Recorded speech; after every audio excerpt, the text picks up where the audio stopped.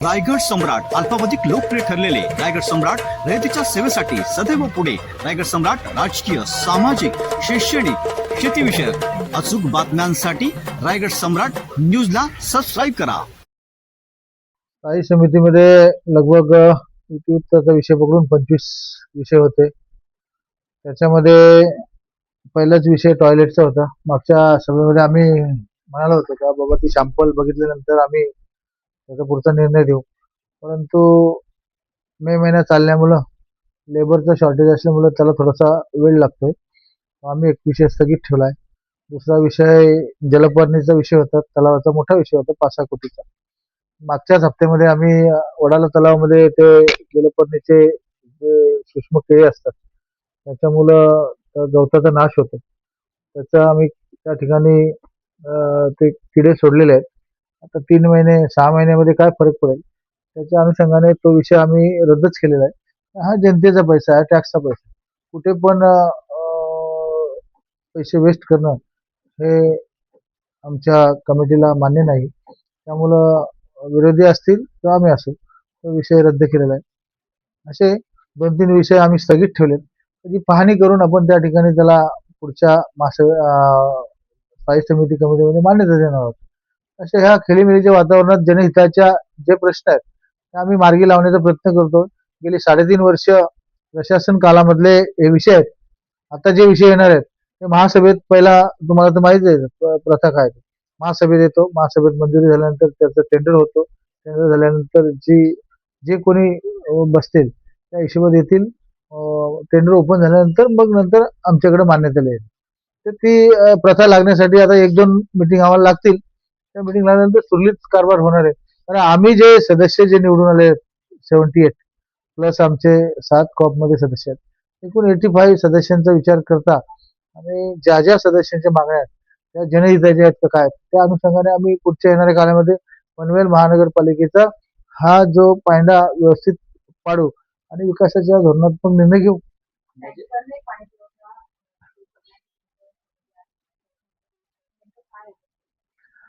आजकाल बघा सध्या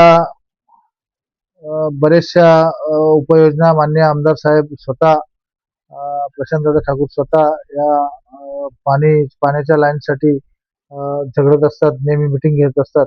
MGPचा पाणी कमी असतो, MIDC कमी असतो. त्या अनुषंगाने आपल्याकडे येणाऱ्या 1-1.5 वर्षामध्ये 2-3 वर्षामध्ये आपल्याला मोठा असा पाणी पुरवठा होण्याची शक्यता आहे. शक्यता बोलण्यापेक्षा 100% होणारच आहे. कारण सर्व कामं त्या ठिकाणी मोठ्या प्रमाणात चालू आहे. आता येणाऱ्या काळामध्ये जी पाणी टंचाई थोडीशी आपल्याला सोसावी लागते. त्या अनुषंगाने आपला हा टेंडर निघाला होता. ते टेंडरची प्रथा पूर्वीपासून होती, पण ती कुठेतरी बंद व्हायला पाहिजे. या अनुषंगाने हाती घेतलेले सूत्र ते आपण माननीय आयुक्त साहेब असेल, आम्ही असू, सर्व कमिटी असेल, पाण्याच्या संदर्भात आम्ही एकदम सिरियसली आहोत. त्या अनुषंगाने जनतेचे हाल होऊ नये म्हणून सिडको हद्द वगळता 29 गावाला जो पाण्याचे टँकर पुरवले जातात त्या अनुषंगाने त्या पाण्याच्या टँकरचे आम्ही डिटेल्स त्या ठिकाणी संबंधित अधिकाऱ्यांकडून मागितले आणि त्या अनुषंगाने आपण त्याला आता मान्यता दिली. कारण आज जर आपण विषय फेटाळला आणि जनतेचे हाल झाले ते आम्हाला काय जनतेला चालणार नाही. त्या अनुषंगाने मान्यता दिली चालू होतील, पण त्याची डिटेल 1-2 दिवसात येईल. आणि मग नाही नाही अशी ही चुकीची माहिती आहे. बजेट सादर करायला वेळ नाही असं बोलण्यात अर्थ नाहीये. बजेट हा सेन्सिटिव्ह विषय आणि शासनाने जो बजेट आम्हाला सादर केला त्याचा आम्ही पाठपुरावा करून अभ्यास करून लगभग त्याची 95% आमची शहानिशा झालेली आहे. आता येणाऱ्या 2 दिवसामध्ये आम्ही त्या कुठल्या हेडमध्ये किती पैसे आहेत, कुठल्या हेडमध्ये किती, कारण हा जनतेसाठी उपयोग कुठे पण काय पण अनागोंदा कारभार या ठिकाणी चालणार नाही. कारण या ठिकाणी अनुभवी नेते आहेत, सगळे आमचे नगरसेवक आहेत. दुसरी जरी टर्म असली तरी विविध क्षेत्रामध्ये आता मी गावचा सदस्य झालो, जिल्हा परिषद बघितली, पंचायत समिती बघितली, आता दुसरी टर्म मी या ठिकाणी नगरसेवक आणि आता आमदार साहेबांनी मला एवढा मोठा या खुर्चीचा मान दिला, स्थायी समिती सभापती बनवले. त्या अनुषंगाने आम्ही हे बजेट एकदम जनतेच्या हितासाठी येणाऱ्या काळामध्ये लवकरात लवकर बजेट आम्ही मांडू. 45 दिवस झालेले आहेत. बजेट सादर केला होता. 45 दिवस झाले अजून सादर करता येत नाही. कशी नगरसेवकांची कामं कशी होणार आहेत? काम कुठलाही अडलेला नाही. शासनाने ते हेड टाकलेत, आज टाकले हेड ना उद्या संपले असा विषय नाही. हा बजेट 1 वर्षाचा असतो. तुमची गोष्ट मान्य गोष्ट रास्त आहे. या ठिकाणी आम्ही प्रत्येक नगरसेवकाकडून आम्ही मागणी केली.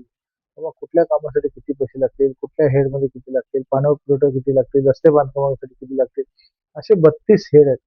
एक नाही, दोन नाही. पण आपण उद्याच्या उद्या बजेट स्थापन करायचं असेल तर आपण असं घ्या आणि मान्य करा. ते तसं न होता आपल्याला जनतेच्या काय मागण्या आहेत, कुठं काय देता येईल, त्यात काय फेरबदल करता येईल, त्याचा सखोल अभ्यास केला जाईल आणि यात येणाऱ्या 2-4-10 दिवसामध्ये बजेट सादर केलं जाईल. फिरत्या शौचालयाचा एक विषय होता. महापालिकेच्या शौचालय बांधकाम बरंच रस्त्याच्या त्यांनी केला तर एक फिरत्या शौचालयाचा एक विषय काढला. आणि पाण्याचे टँकरचा जो विषय आहे तो एकच ठेकेदार आहे. तो ठेकेदार पनवेलला पण पुरवतो, सिडकोला पण पुरवतो, सिडकोकडनं टेंडर घेतो आणि खूप मोठं पनवेलकरांच्या घराचा सत्यानाश करायचं काम हे सध्या सुरू आहे आणि आम्हाला विरोधकांना पण येत नाही. नाही, हे ऑनलाईन टेंडर प्रक्रिया आहे. याच्यामध्ये कोणीही टेंडर भरू शकतो. परंतु त्याच्यामध्ये ज्या कंपन्या येतील डेली ज्या अटी शर्ती आहेत त्याच्यामध्ये बसणारा माणूस कोण सांगायला जातो का ऑनलाईन टेंडर असल्यामुळं का तू नको भरू, नको भरू. तुम्ही महाराष्ट्र नव्हे तर देशातला कोणीही माणूस भाग घेऊ शकतो. त्या अनुषंगाने हे टेंडर काढले जातात. विरोधकांना काय, विरोधाला विरोधच करायचे, विकासाच्या कामात शून्य आहेत. विरोधकांनी विरोध करून तर म्हणून लोकांनी विरोधच बसवले. सत्तेत आम्हाला का बसवले, कारण जनतेचा विश्वास या ठिकाणी आमदार प्रशांत ठाकूर साहेबांवर आमच्यावरती. त्यामुळे आम्ही करणार ते पारदर्शक कारभार करणार. त्याबद्दल माझं जनतेला आव्हान आहे की तुम्ही निश्चिंत राहा, तुम्हाला सुखसोयी या सगळ्या देण्याचं काम बनेल. असं तुमच्या निदर्शनात आले असेल किंवा खोटं बोलत असेल त्यांना म्हणून प्रूव्ह करून द्या ना. अरे प्रूव्ह करून द्या, लगेच ऍक्शन घ्यायला तयार आहे आम्ही. त्यांनी पुरावा द्यावा. बोलता येतं म्हणून कुठल्याही गोष्टी बोलू नये, पुराव्या सहित बोला. आणि त्या अनुषंगाने आम्ही प्रशासनाला सांगू कारवाई करायला, आपण कारवाई करू. त्याला आम्ही बसलोच नाही, तर आम्ही सत्ताधारी कशाला बसलो, त्यासाठी बसलो.